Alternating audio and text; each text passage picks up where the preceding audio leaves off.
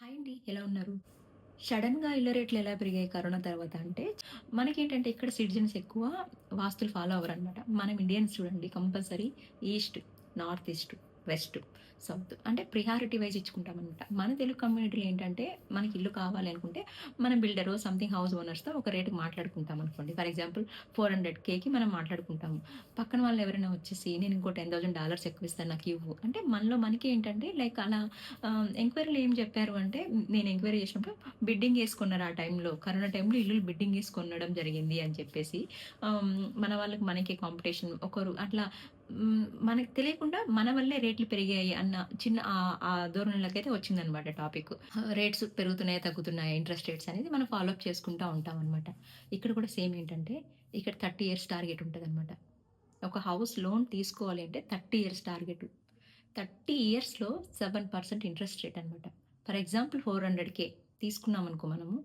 దాంట్లో ఎంత ఇల్లు మనం 100,000 కట్టేసి ఇల్లు తీసేసుకున్నామంటే 300,000 లోన్ తీసుకోవాలి విత్ 7% అంటే ఒక్కసారి ఆలోచించండి. అది కూడా లోన్ ఎలా ఇస్తారంటే చాలా మందికి 6.20 నుంచి స్టార్ట్ అయితే 7 వరకు ఇంట్రెస్ట్ రేట్ ఎళ్తుందనన్నారు.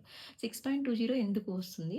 7 ఎందుకు పడుతుందంటే బేస్డ్ ఆన్ మన క్రెడిట్ హిస్టరీ, మన ట్రాన్సాక్షన్స్, మనం ఏదైనా ఈఎంఐలు తీసుకున్నా, ఏవైనా బ్యాంక్ లోన్స్ తీసుకున్నా ప్రాపర్‌గా కడుతున్నామా లేనా? ఎన్ని ఇయర్స్ నుంచి ఉంటున్నాము? ఎన్ని ఇయర్స్ నుంచి మనం క్రెడిట్ హిస్టరీ మెయింటైన్ చేస్తున్నాము? మన ట్రాన్సాక్షన్స్ ఏంటి? సో, బ్యాంక్ వాళ్ళు బేసిక్‌గా చూడండి చాలామంది ఈఎంఐలు అప్పో సప్పో చేసైనా ఈఎంఐలు కట్టడానికి చూస్తాం. ఎందుకంటే క్రెడిట్ హిస్టరీ లాస్ అవుతదని జెప్పేసి. క్రెడిట్ హిస్టరీ లేకపోతే లోన్ ప్రాబ్లమ్ అయితదని జెప్పేసి.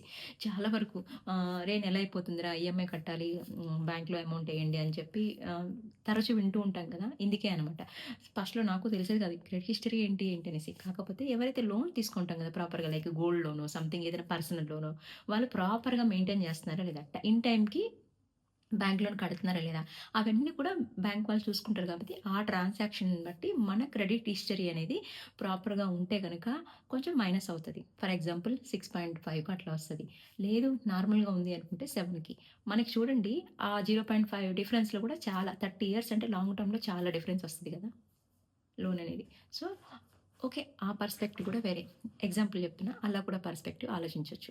లోన్ పరంగా గూడా. ఇప్పుడేంటంటే ఇక్కడ మెయిను ఇంట్రెస్ట్ రేట్స్ పెరిగాయి. ఇళ్ల రేట్లు తగ్గాయని అంటున్నారు కదా! అన్ని స్టేట్స్‌లో ఇల్లు రేట్లు తగ్గలేదండి. కొన్ని స్టేట్స్‌లోనే టెక్సాస్‌లో తగ్గాయంటున్నారు. కాకపోతే ఇంట్రెస్ట్ ఏం తగ్గలేదు. ఎందుకు తగ్గాయంటే ఎవరు కొంటలేరిప్పుడు. ఎవరు కొంటారు? మెయిన్ ఇక్కడ జాబ్ సెక్యూరిటీ చాలా ప్రాబ్లమ్ వస్తుంది. కాంప్లికేషన్ ఉన్నప్పుడు ఎవరు కూడా ఒక స్టెప్పు ముందుకెయ్యాలి అంటే కూడా అది ఆలోచించుకోవాలి అంటే ఇండియాలో వాళ్ళకి ప్రాపర్‌గా ఒక సెటిల్‌మెంట్ అయిపోయి, ఇంక ఇది ఇక్కడే లైఫ్ లీడ్ చేద్దాం అనుకున్నప్పుడు, ఇక్కడ పిల్లలు పుట్టినప్పుడు, ఇక్కడే ఉండి ఎట్లైనా ఉందాం అనుకునే వాళ్ళు ఒక స్టెప్ ఆలోచించుకొని ధైర్యమేస్తారనమాట. అలా కాకుండా ఇండియాలో కరెక్ట్‌గా లేక ఇక్కడికొచ్చి ఆహ్, ఆహ్, ఒక సాలరీతోనే ఫ్యామిలీ రన్ అవ్వాలనుకున్నప్పుడు ఇలాంటి ధైర్యంగా ఒక స్టెప్ ముందరికెయలేమండి. ఎందుకంటే ఇప్పట్లో సినారియో 2024 మిడ్ వరకు బానే ఉండే. 2024 మిడ్ నుంచి ఆహ్, 2025 అనుకుంటా ఎగ్జాక్ట్‌గా నాకు తెలీదు. 2025 నుంచి కొంచెం సీరియస్‌గా జాబ్ సెక్యూరిటీ అనేది 2025 ముందు కూడా చాలామంది ఇల్లులు కొన్నారు. చాలా అంతా అయిపోయింది.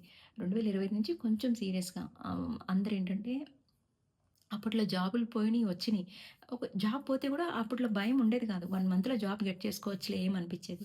ఇప్పుడు ఈ సినారియోస్‌కి, ఈ సిట్యుయేషన్స్‌కి జాబ్ పోతే, అసలు జాబ్ పోతే మనం ఇక్కడ ఉంటామా? మళ్ళీ ఎళ్ళిపోతామా రిటర్న్ బ్యాక్ టు కంట్రీ అని జెప్పేసి ఆ ఆలోచనలోనే ఉండిపోతున్నాం గానీ, ఇల్లు కొనాలన్న ఆలోచన ఎవ్వరికీ రావట్లేదు. అందుకని ఇల్లు కొనడం తగ్గిచ్చారు గాబట్టే ఇళ్ళ రేట్లు తగ్గినియనమాట. బేసిక్‌గా ఇక్కడ ఒక సాఫ్ట్‌వేర్ ఎంప్లాయీ లైఫు జీవన విధానం ఎలా ఉంటదంటే, మీకు ఫర్ ఎగ్జాంపుల్ క్యాజువల్‌గా చెప్తాను. ఉరామరిగా లెక్కలు ఎగ్జాక్ట్‌గా చెప్పను. 7,000 జీతం వస్తుందనుకుంటే $7,000 7,000, $8,000 జీతం వస్తుందనుకోండి. ఒక ఫ్యామిలీ రన్ కావాలి అంటే, అందులో మనం ఒక ఇల్లు తీసుకున్నామనుకో ఎగ్జాంపుల్ మినిమమ్ ఏంటంటే అపార్ట్మెంట్స్ 250,000 నుంచి స్టార్ట్ అవుతాయి. మెయిన్ హౌసెస్ వచ్చేసి ఇండివిడ్యువల్ హౌసెస్ వచ్చి 400,000 నుంచి స్టార్ట్ అవుతాయన్నమాట. మనం కొనే బడ్జెట్‌ని బట్టి, మనం చూసే ఏరియాని బట్టి, దాన్ని బట్టి రేట్స్ ఉంటాయన్నమాట. ఫర్ ఎగ్జాంపుల్ 400,000 పెట్టి మనం ఇల్లు కొన్నామనుకుంటే, మన లోన్ మనకి ప్రాపర్‌గా ఒక 2,000, 3,000 అవుతది. పర్ మంత్లీ ఎక్స్‌పెన్సెస్ ఫ్యామిలీకి. ఆ! లోన్ తీసుకుంటాము. లోన్ తీసుకొని ఇక్కడ మళ్ళీ హౌస్ ఇన్సూరెన్స్ కట్టాలి. టాక్సెస్ కట్టాలి. చాలా. ఇది పెద్ద, పెద్ద తలనొప్పి ఏంటంటే ఇదే. మనకి ఇండియాలో ఏంటంటే 4,000 టాక్సెస్ 4,000 మాక్స్ ఇప్పుడు 7,000 చేశారనుకుంటా టాక్స్. House talks.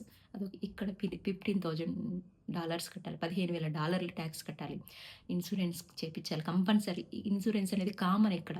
మనకెందుకు భయపడతామంటే యూఎస్ అనగానే హౌస్ ఇన్సూరెన్సు, మనకి మనుషులకి హెల్త్ ఇన్సూరెన్స్ ఇవే పెద్ద ఆహ్, సరిపోతాయనంటారు. మెయిన్ దీనికి భయపడతామనమాట మనం.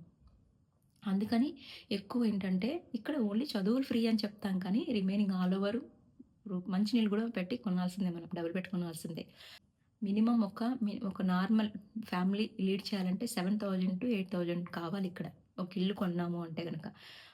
మీకు జాబ్ పోతే గనక ఆ 8,000 మీరెలా బేర్ చేసి కడతారో ఒకసారి ఆలోచించండి.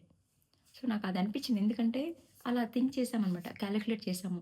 ఒకవేళ ఇల్లు కొంటే ఇలా ఉంటది. ఇల్లు కొంటే ఎంత ఎక్స్‌పెన్సెస్ అవుతాయి, ఏంటి అవన్నీ కాలిక్యులేట్ చేశామనమాట. కాలిక్యులేట్ చేసే ఇది చెప్పాల్సొచ్చిందనమాట. ఇప్పుడెందుకు తగ్గాయి అంటే, రీసెంట్‌గా జరిగిన సినారియోస్‌కేంటి, లైక్ ఇక్కడుండే ప్రభుత్వం ఎలా అంటే, ఇక్కడుండే సిటిజన్స్ అయితే ప్రతి ఒక్కరు ఓన్ హౌస్ కొనాలి. ప్రతి ఒక్క సింగిల్ ఫ్యామిలీ ఇల్లు కొనేటట్టుగా ఉండాలి అని జెప్పి, ఇల్లు రేట్లు తగ్గిచ్చేయాలని జెప్పేసి, ఒక చిన్న పథకాన్నయితే తీసుకొస్తాము. అది సెనెట్‌లో పెడతామని చెప్పేసి ఒక చిన్న రూలయితే ఎప్పుడు ఎలా ఏ రూల్స్ తెస్తారో తెలీదు కదా! సో, అలా ఉండడం వల్ల కూడా ఏంటంటే, కొంచెం ఇప్పుడుండే ఈ రియల్ ఎస్టేట్ వాళ్ళందరూ కూడా ప్రాపర్‌గా ఎక్కువ రేట్లు పెంచకుండా, ఎందుకంటే ఎంక్వైరీస్ చేస్తున్నారు కదా! ఎక్కువ రేట్లు పెంచకుండా ప్రాపర్ నార్మల్ రేట్స్‌లో పెంచుతున్నారు కదా! ఆ పద్ధతిలో కూడా రేట్లు తగ్గినియేమో అని కూడా ఒక అంచనా అనమాట. మేము హౌసెస్ గురించి సెర్చ్ చేస్తున్నప్పుడు చాలామంది పాపం వాళ్ళ ఎలా అంటే ఇల్లు కొనేసారండి 2024 ఆ టైంలో కొనేసారు. 7,00,000 పెట్టి ఇల్లు కొన్నారు ఒకతను. వాళ్ళేంటంటే పాపం కనీసం ఇప్పుడు అసలొస్తే చాలనుకున్న అసలు కాదు కదా! చాలా తక్కువ నడుస్తుందనమాట. వాళ్ళకి వేరే కంట్రీలో జాబ్ వచ్చేసింది. వాళ్ళు జాబ్‌కి మూవ్ అయిపోతున్నారు. ఇప్పుడేంటంటే కొంచెం ప్లానింగ్ చేసుకొని దిగితే బావుంటది కదా! అండ్ ఇంకోటేంది కరెక్ట్‌గా ఇన్వెస్ట్‌మెంట్ అనేది ప్రాపర్‌గా పెట్టకపోతే మనం చాలామంది చూడండి ఎక్కువ సంపాదించకపోయినా సంపాదించిన దాంట్లో ప్రాపర్ ఇన్వెస్ట్‌మెంట్ పెడతారనమాట. ప్రొడక్టివ్ థింకింగ్ పెడతారని చెప్పా కదా! అదే.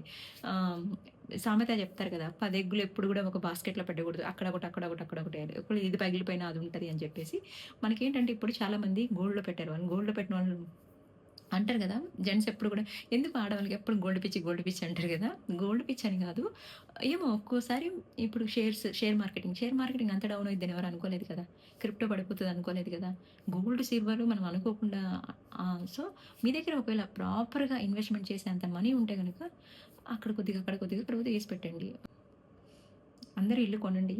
కాకపోతే మంచిగా ప్లాన్ చేసుకోండి మీ ఫ్యూచర్‌ననేసి. All the best. Thanks for watching. See you in the next video.